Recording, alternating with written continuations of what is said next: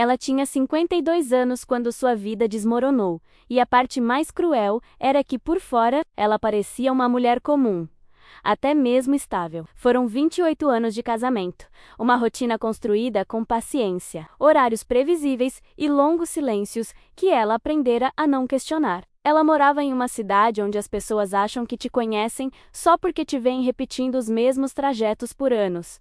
E naquele momento da vida, ela estava tentando algo simples: aprender a ficar consigo mesma depois de décadas, sendo a esposa de... Ela não era uma mulher frágil ou dependente. Pelo contrário, sempre fora ela quem cuidava dos detalhes invisíveis da casa. Quem resolvia os problemas antes mesmo que fossem notados. Quem adiava as próprias necessidades para que tudo continuasse funcionando sem problemas. Justamente por isso, quando tudo aconteceu, não houve gritos, nem cenas dramáticas. Foi uma queda silenciosa, cirúrgica, como se alguém tivesse desconectado o chão debaixo dos seus pés sem aviso prévio. O dia em que o marido lhe contou que estava com outra mulher, não foi o dia em que ela perdeu tudo. Isso já havia acontecido, sem que ela soubesse. Ele esvaziou contas bancárias, encerrou investimentos e reorganizou o patrimônio com uma frieza, que ainda é difícil de explicar, sem causar náuseas. Quando tentou pagar por algo tão simples quanto um café e seu cartão foi recusado, sentiu uma vergonha seca, daquelas que queimam por dentro. No banco, o gerente falou com ela como se fosse uma estranha desinformada e, em casa, deu-lhe um prazo curto para arrumar suas coisas, como se estivesse despejando alguém que ocupava espaço demais. A pior parte não foi apenas perder o dinheiro ou a casa, foi perder pessoas, amigos que pararam de ligar. Vizinhos que evitavam olhar para ela, olhares carregados de julgamento silencioso. Com o tempo se esgotando e o orgulho despedaçado, ela fez algo que jamais imaginou. Vendeu sua aliança de casamento, não como um ato simbólico, mas como uma decisão prática e dolorosa. Com o dinheiro, comprou uma passagem de trem.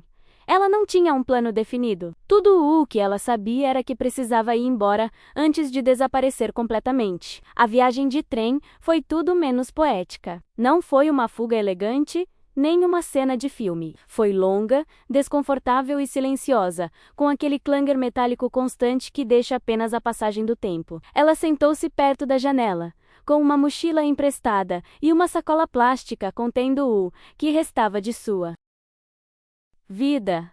2 mudas de roupa, documentos dobrados, com cuidado exagerado, e uma fotografia antiga, que não tivera forças para jogar fora.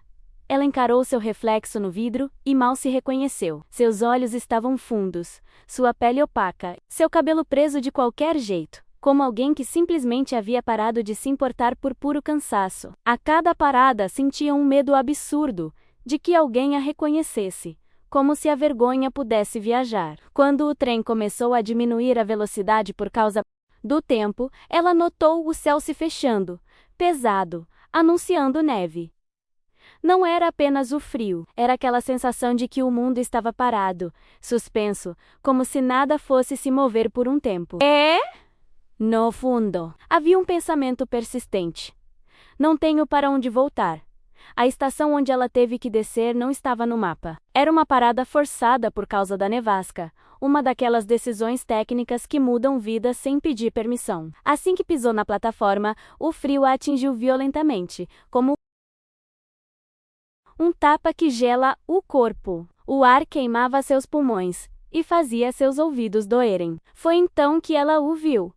Um homem mais velho, curvado, vestindo um casaco fino demais para o clima, com as mãos tremendo, de uma forma que não era apenas por causa da idade. Ele não pedia nada, não estendia a mão, não dizia uma palavra. Estava ali, olhando para o chão, como alguém que se acostumara a ser invisível. Ela se aproximou dele impulsivamente, sem pensar, porque às vezes o corpo decide antes da cabeça. Ouviu seu próprio estômago roncar, não comia há horas. E, ainda assim, enfiou a mão no bolso e tirou a única nota que lhe restava. $10. Deu-lhe a nota quase envergonhada, murmurando algo sobre uma bebida quente. Naquele gesto não havia heroísmo, nem esperança de retribuição. nem expectativa de gratidão. Era simplesmente pura humanidade, oferecida das profundezas do seu ser. Naquele momento, Elaine, o sábia, e não poderia saber que acabara de mover uma peça invisível que mudaria tudo. Denver não a acolheu como nos filmes. A cidade estava coberta por uma espessa camada de neve velha e pisoteada. Aquele branco sujo que não reflete nada, apenas absorve o som e o espírito. Ela desceu do trem com uma mala leve demais para uma vida inteira, sentindo o frio penetrar em seus ossos, como um aviso constante. Não tinha endereço, nenhum número de telefone para ligar, nenhum plano além de nunca mais voltar. Caminhou vários quarteirões sem rumo, entrando em cafés apenas para aquecer as mãos, saindo rapidamente porque não conseguia pedir nada sem se sentir envergonhada. Em cada vitrine, via seu próprio reflexo vulnerável. O casaco emprestado, o cabelo despenteado preso, os olhos cansados de tanto chorar. Tentou procurar emprego naquele mesmo dia, como se a urgência pudesse distorcer a realidade. Para onde quer que fosse, a mesma frase, proferida com polidez automática, precisavam de um endereço, uma referência local, algo para provar que ela existia ali. E assim começou o ciclo. Cruel. Aquele que ninguém explica até que você esteja nele. Eu precisava de um emprego para ter onde morar, e precisava de um lugar para morar para conseguir um emprego. Aquela primeira noite terminou num abrigo com cheiro de sopa rala, desinfetante barato e exaustão humana. O lugar não era violento nem cruel, mas carregava uma tristeza densa e compartilhada, como se todas as histórias pairassem no ar. Deram-lhe uma cama estreita, um cobertor áspero e um número escrito à caneta no pulso. Algo que a fazia sentir-se menos humana, e mais como um objeto. Ao seu redor, outras mulheres dormiam de lado, agarradas a mochilas, sacolas plásticas, lembranças, algumas murmuravam em seus sonhos. Outras encaravam o teto como se não ousassem fechar os olhos. Ela passou horas acordada, ouvindo tosses, passos, o rangido do aquecedor velho funcionando de forma irregular. Em algum momento, pensou em sua antiga casa, no silêncio ordenado de antes, e sentiu uma pontada de raiva por como tudo havia desaparecido tão rápido. Ela não se sentia um fracasso, sentia-se invisível, o que era pior. E, no entanto, em meio àquela sensação de ter chegado ao fundo do poço, algo dentro dela permaneceu de pé, pequeno, mas firme, recusando-se a aceitar que aquele era o fim de sua história. Na noite em que o trem parou completamente, ninguém fez nenhum anúncio claro. Havia apenas um silêncio denso e sinistro, seguido pelo som do vento, batendo nas janelas, como se alguém estivesse jogando punhados de areia gelada lá de fora. A nevasca havia bloqueado os trilhos, e a estação improvisada era pouco mais que um abrigo mal iluminado, com bancos de metal que sufocavam o calor do corpo. Ela desceu do trem, o cachecol enrolado de qualquer jeito e as mãos rígidas, carregando uma bolsa leve que parecia mais pesada por dentro do que por fora. Foi ali que ela ouviu um homem mais velho, curvado, vestindo um casaco fino demais para o frio, tremendo de uma forma que não era apenas física, era existencial. Ele não pedia nada, não estendia a mão, estava apenas ali, olhando para o chão, como se esperar fosse a única habilidade que lhe restava. Ela reconheceu aquele estado porque o carregava dentro de si havia dias. Era a imagem exata de alguém cuja vida havia inexplicavelmente colocado em suspenso. Ela verificou o bolso interno do casaco quase que reflexivamente, como alguém que já sabe a resposta antes mesmo de perguntar. Havia $10 dobrados várias vezes, gastos, macios de tanto serem tocados. Era tudo. Não havia cartão, não havia passagem aérea, não havia nada esperando do outro lado. Na frente, tentaram negociar, listando razões para não fazer nada. Frio, calor, futuro incerto. Mas meu corpo foi mais rápido. Ela se aproximou, colocou o dinheiro na mão dele e disse algo simples, quase bobo, sobre ter algo quente. Não tenho conversa, não tenho troca de nomes, não tenho promessa. O homem ergueu os olhos com a surpresa de uma criança, algo que não se via em adultos há décadas. Quando Ela se cansou, sentiu um vazio imediato, um meio seco sem nada menos. E ao mesmo tempo, algo estranho, uma calma mínima, quase imperceptível, como se eu soubesse por alguns segundos que a grama alta queimava antes de tudo mudar. Naquele momento, ela não sabia, mas aquele pequeno gesto, justamente na pior noite possível, havia acionado uma engrenagem invisível que mudaria o resto de sua vida. Denver não acolheu com promessas ou luzes acolhedoras. Acolheu-a com vento seco, um céu da cor de metal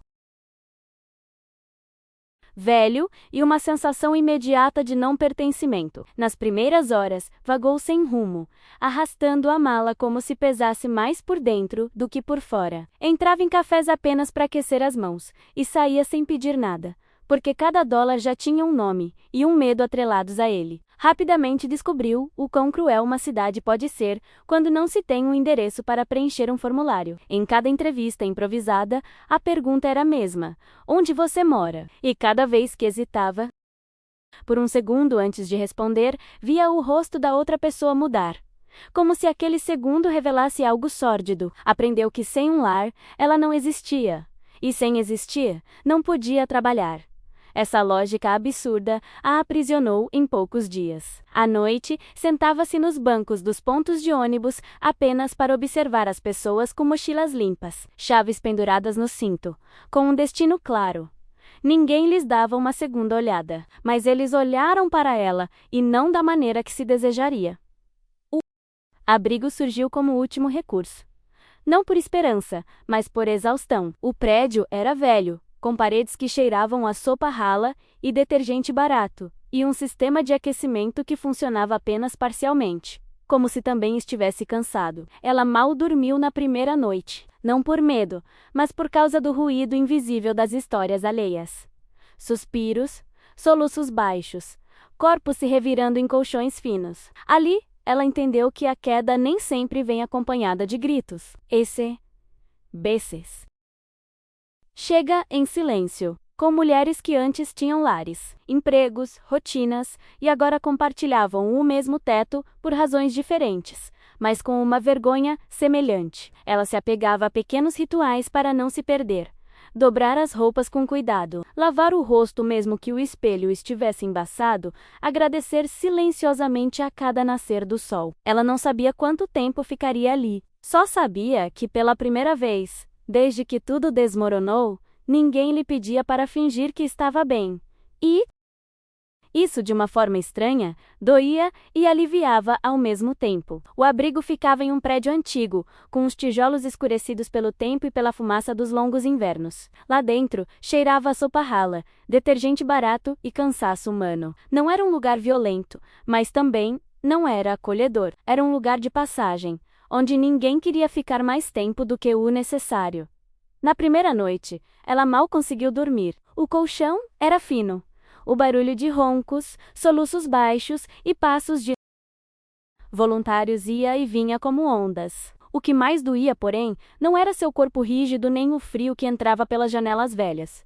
Era a sensação de ter se tornado invisível. Ninguém perguntou quem ela tinha sido antes. Ninguém queria saber o que ela havia perdido. Ali, todas eram apenas mulheres cansadas, com mochilas gastas e histórias despedaçadas. E, no entanto, pela primeira vez em semanas, ela não precisava fingir que estava bem. Ela podia estar destruída sem dar explicações. Numa dessas manhãs, sentada numa cadeira de plástico com uma xícara de café fraco nas mãos, ela pensou em algo que mais tarde escreveria aqui, quase sem se dar conta. Se alguém leu até aqui, provavelmente já sabe o que é se sentir deslocado, como se a vida tivesse continuado sem aviso prévio. E se quiser, deixe um comentário dizendo de onde está lendo, porque às vezes só o fato de saber que não estamos sozinhos, mesmo que seja através de uma tela, já alivia o peso no peito. Com o passar dos dias, ela começou a notar detalhes que só se percebem quando se vive ali. A mulher que sempre dobrava a roupa em silêncio e chorava escondida no banheiro. A jovem que fingia ser forte, mas se assustava com o menor ruído. A mãe que contava moedas antes de comprar suco para o filho. Cada história era diferente, mas o fio condutor era o mesmo. Ninguém havia planejado cair. Ela própria logo entrou no ciclo cruel da cidade. Precisava de um emprego para ter um endereço. E precisava de um endereço para conseguir emprego. Enviava currículos de computadores emprestados, ia a entrevistas com roupas cuidadosamente lavadas do abrigo e sorria mais do que tinha vontade. Por dentro, porém, algo começava a se acalmar de uma forma estranha. Talvez porque não tivesse mais nada a perder. Talvez porque aquele gesto na estação tivesse aberto uma fresta invisível. Ainda não era esperança, mas uma espécie de calma estranha, como quando se chega ao fundo do poço e o corpo entende que de alguma forma ainda respira.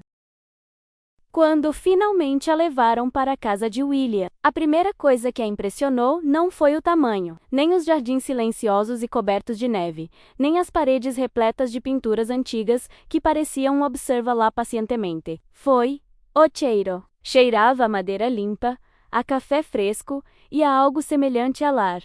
Uma palavra que ela já não usava nem em pensamento. William não parecia mais frágil ou perdido. Ainda era um homem mais velho, sim, mas havia uma calma firme em seu semblante, uma autoridade que não precisava ser imposta. Ele não falava rápido, nem tentava impressioná-la. Contou-lhe, com uma serenidade quase dolorosa, que depois da morte da esposa, perdera toda a confiança nas pessoas. Que se sentia invisível mesmo rodeado de dinheiro, que durante semanas saíra assim, sem nome, sem status, desprotegido, apenas para ver se alguém ainda era capaz de olhar para outro ser humano sem pedir nada em troca. Então ele olhou para ela, sem drama, e disse que aqueles $10 tinham sido a primeira coisa genuína que ele recebera em anos. Ela ouviu tudo em silêncio, com uma estranha mistura de incredulidade e modéstia, como se alguém estivesse lendo em voz alta uma parte de sua vida que ela mesma não conseguia nomear. William não falou de recompensas ou milagres. Falou de dignidade, de propósito, de uma fundação que sua esposa havia criado para ajudar pessoas vulneráveis, mas que ele deixara funcionar no piloto automático, sem alma. Disse-lhe que não queria salvá-la, que não precisava de uma história bonita para se sentir melhor consigo mesmo. O que ele queria era oferecer-lhe algo real, um emprego, uma função concreta, uma chance de reconstruir sua vida sem dever nada a ninguém. Ela não chorou naquele momento. Chorar teria sido fácil demais. O que ela sentiu foi pela primeira vez em muito tempo que alguém a via como uma pessoa completa e não como um fragmento. Ela aceitou não por gratidão, mas porque entendeu que aquilo não era caridade. Era uma porta aberta, pela qual ela podia passar de cabeça erguida. Os primeiros dias na fundação foram estranhos para ela, como andar com sapatos emprestados que não serviam direito. Não era caridade que ela sentia, e isso a desconcertava. Era responsabilidade. No início lhe davam tarefas simples: organizar arquivos antigos, ajudar a coordenar horários, ouvir histórias sem interromper. E ouvir, descobriu, era mais difícil do que qualquer trabalho físico. Cada pessoa que chegava trazia uma versão diferente do mesmo colapso que ela havia vivenciado, traições silenciosas, demissões injustas, doenças ignoradas, famílias que as haviam abandonado. Às vezes, no fim do dia, ela se sentava sozinha, com uma xícara de café agora fria, sentindo tudo doer em seu corpo, como se a história de cada um despertasse uma memória reprimida. Mas, pela primeira vez em muito tempo, aquela dor não a dominava. Ela a mantinha acordada. Havia algo profundamente humano em estar ali, em não fugir do sofrimento alheio, em não desviar o olhar como tantos haviam feito com ela. Com o passar das semanas, ela começou a notar uma mudança silenciosa dentro de si. Não era felicidade, ainda não. Era algo mais sólido, mais sutil, dignidade. Ela tinha uma rotina novamente, decisões a tomar, um motivo para acordar cedo, mesmo com a neve continuando a se acumular nos arredores da cidade. William aparecia de vez em quando, nunca como um salvador, mas como alguém que observava com atenção e respeito. Eles não falavam do passado. Ou havia necessidade de. Ela começou a propor ideias pequenas, quase tímidas, para melhorar a recepção das mulheres recém-chegadas, um sistema informal de mentoria, um espaço seguro, onde pudessem contar suas histórias sem pressa, sem formalidades. E, surpreendentemente, essas ideias funcionaram. Outras mulheres começaram a ficar mais tempo, a encontrar trabalho, a sorrir com menos culpa. Ela então compreendeu algo que não havia percebido antes. Sua queda não a deixara vazia. Ela tornara útil de uma nova maneira. Com o passar das semanas, a vida começou a tomar uma forma que não era confortável, mas era estável. Ela ainda acordava cedo, mesmo sem despertador, porque o corpo precisa de tempo para desaprender anos de rotina. Ajudava na cozinha do abrigo, organizava doações, ouvia histórias que pareciam ecos das suas próprias, contadas com palavras e sotaques diferentes. Havia mulheres que haviam perdido tudo para a doença, outras para a violência, outras simplesmente porque confiaram na pessoa errada. E em meio àquela convivência difícil, sem maquiagem nem máscaras, ela começou a sentir algo que não sentia desde antes do casamento. Utilidade. Não era caridade. Era troca humana. Um olhar, uma refeição quente, uma frase dita no momento certo. À noite, quando se deitava na cama estreita, com o som da respiração de outras pessoas ao seu redor, pensava que talvez não tivesse chegado ao fundo do poço para desaparecer, mas para reaprender a existir, sem pedir permissão. O orgulho já não doía tanto, a vergonha havia perdido seu poder. E isso, embora possa parecer pouco, era enorme. Era uma manhã comum, cinzenta como tantas outras, quando o passado e o futuro colidiram frontalmente. Uma coordenadora do abrigo a chamou pelo nome completo, com aquela formalidade nunca usada ali, e só isso já lhe apertou o peito. Lá fora, parado quase absurdamente em frente ao prédio simples, estava um carro preto, longo e silencioso, que destoava completamente do ambiente. Quando o homem saiu, ela o reconheceu antes mesmo de entender, não pelas roupas, agora impecáveis, nem pela postura firme, mas pelos olhos. Eram os mesmos olhos cansados da estação, só que agora claros, presentes, profundamente atentos. William não falou de riqueza de imediato.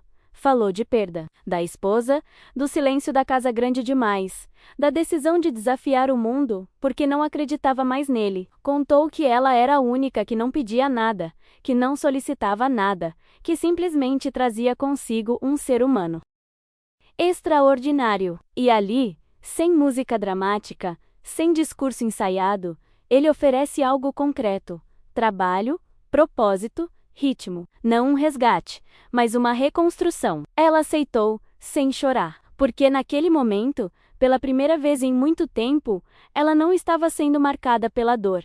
Ela estava sendo refeita por quem ela era. Com o passar dos meses, algo dentro dela parou de doer da mesma forma. Não porque a ferida tivesse desaparecido, mas porque não a controlava mais. Ela começou a notar pequenas, porém profundas mudanças. Não acordava mais com aquela pressão no peito. Não revisitava mais o passado como alguém que busca um erro para se punir novamente. Seu trabalho na fundação cresceu sem que ela o pedisse. As pessoas confiavam nela naturalmente, talvez porque ela não falasse com base em teorias, mas na experiência crua de ter estado no fundo do poço. Ela aprendeu a ler os silêncios, a reconhecer olhares vazios, a perceber quando alguém dizia: "Estou bem", apenas para evitar constrangê-la. Denver deixou de ser um lugar estranho e se tornou um novo mapa emocional, construído sobre passos lentos, cafés modestos, manhãs frias e a certeza de que, mesmo depois de perder tudo, ela ainda era capaz de ser útil, digna e respeitada. Quase um ano depois, o passado tentou voltar a se insinuar, como se tivesse esse direito. Primeiro, o ex-marido apareceu com longas mensagens, escritas de madrugada, repletas de frases ensaiadas sobre arrependimento, erros e nostalgia. Depois, vieram os telefonemas, o tom de voz embargado, o apelo disfarçado de humildade. Ela havia perdido a casa, o status, o dinheiro. A vida que construíra sobre a traição dele desmoronara com a mesma frieza com que ele a abandonara. Quando finalmente a viu, cara a cara, não encontrou a mulher destruída que esperava. Encontrou alguém resoluta, serena, com um olhar que já não pedia permissão. Ela o ouviu sem hesitar e compreendeu algo definitivo. Não era sua obrigação resgatar o homem que a arruinara. Dizer não foi seu ato final de libertação. E desta vez, não doeu. Com o tempo, ela começou a ocupar um papel maior dentro da fundação, quase sem perceber. No início, ajudava com tarefas simples, depois coordenava equipes e mais tarde elaborava programas inteiros. Havia algo na maneira como ela ouvia que fazia toda a diferença. Ela não menosprezava ninguém, porque realmente já havia estado no fundo do poço. As mulheres do abrigo confiavam nela porque sabiam que ela não falava com base em teorias, mas sim em experiência. Denver deixou de ser uma cidade fria e anônima, e passou a ter pontos de referência. A cafeteria onde a chamavam pelo nome, o parque onde caminhava no final do dia para clarear a mente, o escritório onde pendurava o casaco e sentia que o lugar também lhe pertencia. Sua vida não girava mais em torno do que havia perdido, mas em torno do que estava construindo com as próprias mãos. E havia noites em que, ao fechar a porta de seu pequeno apartamento, pensava na mulher que chegara com uma mala velha e sem planos, e lutava para se reconhecer naquele reflexo. Às vezes, ela pensava menos e escreveu assim, sem floreios, que essas histórias só sobrevivem porque alguém continua lendo quando tudo parece perdido. Que, se você chegou até aqui, talvez não seja por acaso. Talvez você conheça aquela sensação de chegar ao fundo do poço e não saber como se reerguer. Se quiser, compartilhe esta história com alguém que esteja passando por um inverno difícil, ou deixe um comentário dizendo de onde você está lendo. Às vezes, sentir-se compreendido é o primeiro passo para não desistir. O passado não desapareceu completamente, mas perdeu sua força. Seu ex-marido escreveu uma última vez, meses depois, com um tom diferente. Menos arrogância, mais cansaço. Falou de erros, de terapia, de tentar reconstruir sua vida a partir dos destroços. Ela leu a carta sem raiva, sem culpa e sem nostalgia. Não respondeu, não por vingança, mas porque entendeu que não tinha mais nada. Inacabado? Ali, seu encerramento, fora interno, silencioso e definitivo. Um ano depois daquela noite nevosa, ela não era mais invisível, nem estava destruída. Ocupava um cargo formal na fundação, liderava programas que mudavam vidas reais e dormia em paz. Tudo começara com um pequeno gesto, quase absurdo. $10 em um posto de gasolina congelante. E agora, toda vez que nevava em Denver, ela sorria com uma mistura de respeito e gratidão, porque sabia que, mesmo no dia mais sombrio, escolhera ser humana.